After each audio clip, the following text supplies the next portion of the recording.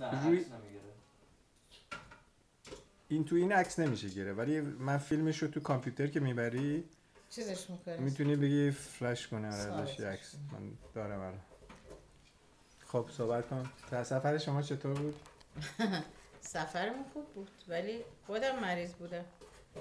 بله درد و غذا هم که امروز خیلی خوب بود و دست وحیده خانم درد نکنه و سالاد و غذا و همه چی.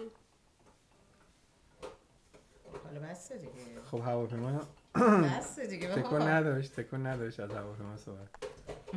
تکون نداشت هواپیما خوب اومد. چرا؟ خب تکون که بعضی جا داره ولی اون وقتا من خیلی میترسیدم ولی الان تقریبا نه.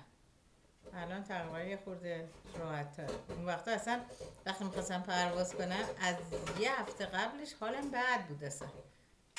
از بس که من پرواز کردم هی از این ور به اون ور اینا دیگه برام عادت شده. میگه اونطوری نمیترسم. ولی خب به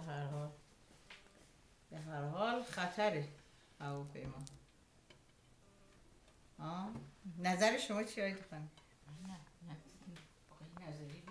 آقای خانم نظری نداره. خب بس دیگه به تو رو قرآن. حالا میخوام آخه نگاه کنی ارزش